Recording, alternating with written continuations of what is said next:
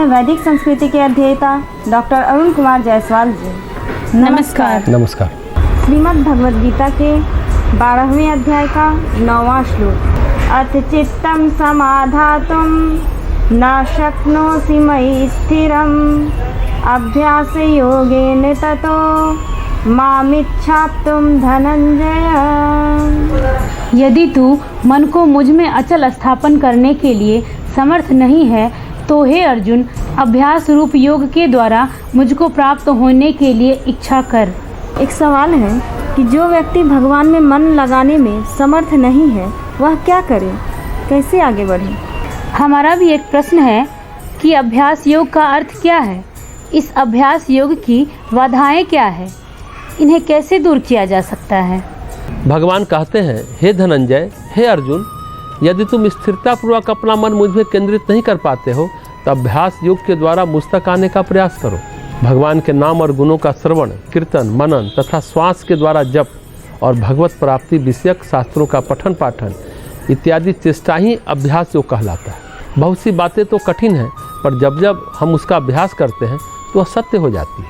ठीक वैसे जैसे मुद्गा से अभ्यास करते हैं भुजाएं बलिष्ठ हो जाती हैं। व्यायाम से अभ्यास करने पर शरीर बलिष्ठ होता है। अभ्यास प्रतिदिन करना चाहिए। पहले दिन वह अभ्यास कठिन लगेगा, कुछ दिनों बाद कुछ श्रेष्ठतर हो जाएगा। इस प्रकार आध्यात्मिक जीवन में भी प्रगति नाम की वस्तु है। अतः इस प्रकार अभ्यास करने पर जैसा भगवान कहते हैं, मेरे साथ एक होने का प्रयास करो। दरअसल अभ्यास योग की मुख्य बात है कि चित्त में जो संस्कार है, चित्त में जो अशुद्धियाँ हैं, वह बाधा बनती है। तो बार बार जो हम करते हैं, चूँकि संस्कार तो हमारा है नहीं, साधना, त्याग, अर्पण का संस्कार तो दूसरे तरीके का है, तो वे बाधा पैदा करते हैं। बाधा तो अभ्यास में बार बार कठिनाई बनकर उभरती है। अभ्यास करते करते संस्कार भी कट सकता है, या योग एकदम से प्रकट हो भी सकता है, पूरी तरह से उसका समूल खात्मा भी हो सकता है। तो अभ्यास निरंतर करना चाहिए। अभ्यास योग से चित्त जब शुद्ध हो जाता है तब भगवान में मन स्थिर हो जाता है। ध्यान रखें, शुद्ध चित्त ही स्थिर होता है, अशुद्ध चित्त में स्थिरता नहीं होती है। इसलिए सारे शास्त्रों के ज्ञान की बात इतनी सी है कि चित्त शुद्ध करो। अभ्यास योग का मतलब है, चाहे अभ्यास ध्यान का हो, चाहे जप का हो, चाहे पाठ का हो, चाहे पूजा का हो, कुल मिलाकर के वो अभ्यास जो भगवान की ओर मन को ले जाए उसे अवश्य करना चाहिए। श्रीमद् भगवद गीता के 12वें अध्याय का 10वां श्लोक। अभ्यासेप्य समर्थोऽसि मत्कर्म परमो भव मदर्थमपि कर्माणि कुर्वन् सिद्धिमवाप्स्यसि। यदि तू उपर्युक्त अभ्यास में भी असमर्थ है तो केवल मेरे लिए कर्म करने के ही परायण हो जा। इस प्रकार मेरे निमित्त कर्मों को करता हुआ भी मेरी प्राप्ति रूप सिद्धि को ही प्राप्त होगा। एक प्रश्न है कि कार्य शरीर के माध्यम से किया गया प्रभु का ध्यान है, कैसे।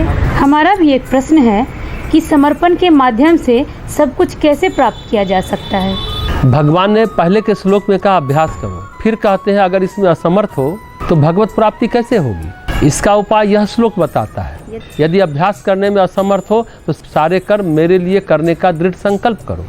मेरे लिए कर्म करने पर भी पूर्णता को प्राप्त कर लोगे, क्योंकि जब पूजा पाठ का अभ्यास यदि कठिन है तो दूसरा कदम उठाना पड़ेगा।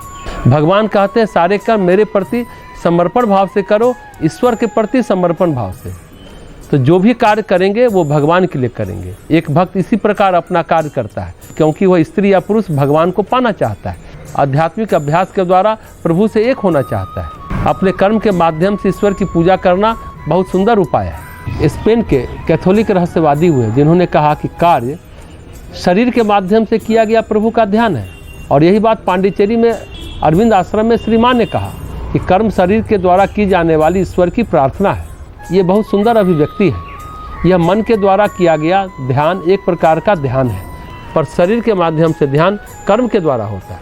भक्त का यह सोचना कि मैं जो भी कार्य करता हूँ भगवान को समर्पित कर देता हूँ, प्रत्येक कार्य भगवान को समर्पित करके कर रहा हूँ, इस प्रकार हम प्रत्येक कार्य इस भावना से कर सकते हैं। महाभारत में कथा है, पशु का मांस बेच करके अपना जीवन यापन करने वाला एक व्यक्ति एक महान योगी बन गया, और एक ब्राह्मण तपस्वी को उसकी गृहिणी ने निर्देश दिया कि सच्चा योग जानने के लिए उस कसाई योगी के पास जाओ, उस व्यक्ति से उच्चतर धर्म सीखो। कैसे व्यक्ति आध्यात्मिक हो सकता है जब वह कसाई का काम करता है, मांस बेचता है। वास्तव में कोई भी कर्म अच्छा या बुरा नहीं है, यह हमारा दृष्टिकोण है। वह व्यक्ति अपने कार्य के द्वारा ईश्वर की सेवा किया करता था, क्योंकि वह ईश्वर के प्रति समर्पित था और उसने इसी माध्यम से योग प्राप्त किया। महाभारत की यह प्रसिद्ध कहानी है जो बताती है कि बस समर्पण के माध्यम से सब कुछ प्राप्त किया जा सकता है।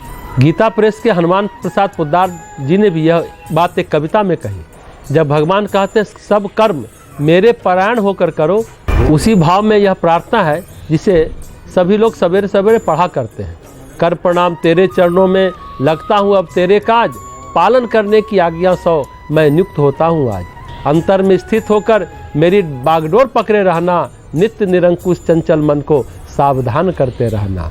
अंतर्यामी को अंतर स्थित देख सशंकित होवे मन, पाप वासना उठते ही हो वह नाश लाज से वह जल भूल। जीवों का कर दो जो दिन भर, सुनने में मेरे आवे तेरा ही गुणगान। मन प्रमुदित हो अति सुख पावे, तू ही है सर्वत्र व्याप्त हरि। तुझ में है यह सारा संसार, इसी भावना से अंतर्यामी मिलूँ मैं। सभी को छोड़ बस तुझे निहारूं, यही कामना करता दिन रात। प्रतिपल निज इंद्रिय समूह से जो कुछ भी आचार करूं, केवल तुझे रिझाने को बस तेरा व्यवहार करूं। ये हनुमान प्रसाद पोद्दार जी की कविता, ये प्रार्थना सचमुच अगर हम प्रतिदिन सुबह सुबह पढ़ें, इस पर थोड़ा चिंतन मनन करके कर्म करें, तो वो कार्य ही हमारा ध्यान बन जाएगा, वह कर्म ही हमारा ध्यान बन जाएगा। शरीर से किया हुआ कर्म बस ध्यान ही कहलाएगा और ध्यान के माध्यम से निश्चित रूपेण हमारा आध्यात्मिक विकास, भक्ति की मार्ग की ओर हमारा जाना सुनिश्चित होता चला जाएगा। श्रीमद् भगवद गीता के 12वें अध्याय का 11वां श्लोक। अथैतदप्य शक्तोऽसि कर्तुं मद्योगमाश्रितः, सर्वकर्म फलत्यागं ततः कुरु यतात्मवान्। यदि मेरी प्राप्ति रूप योग के आश्रित होकर उपर्युक्त साधन को करने में भी तू असमर्थ है, तो मन बुद्धि आदि पर विजय प्राप्त करने वाला होकर सब कर्मों के फल का त्याग कर। एक प्रश्न है कि कर्म के फल का त्याग भी न हो सके तो वह मध्य योग कैसे करे? हमारी भी एक जिज्ञासा है कि हम अपने जीवन का श्रेष्ठतम कार्य कैसे पहचानें और कैसे उसे भगवान के चरणों का विषय बना दिया जाए। भगवान अर्जुन को कहते हैं, यदि तुम यह भी करने में असमर्थ हो तो मेरी शरण में आकर आत्मनियंत्रित होकर समस्त कर्मों के फल को त्याग दो। यदि तुम यह भी करना कठिन समझो तो मुझ में शरण लेते हुए मध्य योग में आ जाओ। आश्रित का अर्थ है निर्भर। सभी कर्मों के फलों का आत्मनियंत्रण के साथ त्याग करके कार्य करो, पर हम कार्य करते समय ईश्वर का विचार नहीं करते। अतः कार्य की समाप्ति पर ईश्वर को उस कार्य के फल का अर्पण कर दो।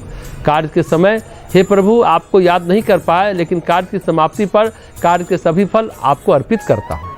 भगवान कुछ ऐसी विधि इन श्लोकों के माध्यम से हमें प्रदान कर रहे हैं जो एक एक कदम पर हमारे मन को भक्ति में प्रशिक्षित करती है। अपने समस्त कार्यों के फल मुझ में अर्पित करो, कठोर परिश्रम करो, आत्मनियंत्रित आत्म अनुशासित बनो, तभी तुम पूर्णता को प्राप्त करोगे। अभ्यास करो, अभ्यास में असमर्थ हो तो कर्मों के फलों का त्याग, कर्मों के फलों का अर्पण करो। कुल मिलाकर के अभ्यास यानी जप पूजा ध्यान का अभ्यास। लेकिन एक बात हम गहराई से समझें, अभ्यास जो ध्यान का होता है, अभ्यास जो जप का होता है, अभ्यास जो पूजा का होता है, अभ्यास जो पाठ का होता है, जब तक संस्कार जटिल है तब तक वह अभ्यास कठिन है। संस्कार कर्म जटिल है तो अभ्यास असंभव है। जटिल कर्मों के प्रक्षालन के लिए भगवान को जो भी विपदा संपदा जो भी स्थिति बनती है उसे भगवान का स्मरण करना, याद करना सुनिश्चित रखो। हो पाए न हो पाए अभ्यास तो भी कर्म भगवान के लिए करो। जो भी हो रहा है जीवन में घटित हो रहा है सब भगवान के लिए हो रहा है। अगर लिखना है तो भगवान के लिए लिखो। कुछ भी अल्लम गल्लम करेंगे, कुछ भी लिख डालेंगे तो उससे कुछ तो मिलना है नहीं, कुछ तो प्राप्त होना है नहीं। ये भगवान और भक्ति का अपमान है। भगवान को अर्पित करो तो श्रेष्ठतम करो। रामकृष्ण परमहंस ने एक बहुत प्यारी बात कही है, कौवा का काटा फल भगवान को अर्पित नहीं होता, उसका भोग नहीं लगाया जा सकता। भगवान के लिए कर रहे हो तो जो अधिकतम अच्छा कर सकते हो उसे अर्पित करो। श्रेष्ठतम का अर्पण भगवान के लिए। ऐसा नहीं कि काम चलाओ, अरे पूजा में चढ़ाना है तो कुछ भी चढ़ा दो, 1 फीट का वस्त्र, 1 गमछा चढ़ा दो भगवान को, कि हम जानते हैं कि भगवान तो पहनेंगे नहीं, ओढ़ेंगे नहीं, 1 फीट का ले लो, क्यों हम पैसा खर्च करें। श्रद्धा ही नहीं, वहाँ भी बुद्धि का दुरुपयोग हम कर लेते हैं। तो यह तो प्रभु का, उनकी ईश्वरीयता का अपमान है ना। श्रेष्ठतम अर्पण यानी उसमें श्रेष्ठतम कर्म, श्रेष्ठतम भाव, श्रेष्ठतम विचार, हम वह प्रभु को अर्पित करें। अपने जीवन का जो श्रेष्ठतम हिस्सा है, श्रेष्ठतम तत्व है, वह प्रभु को अर्पित हो। अगर ऐसा है तो भगवान कहते हैं तब तुम्हें पूर्णता प्राप्त होगी।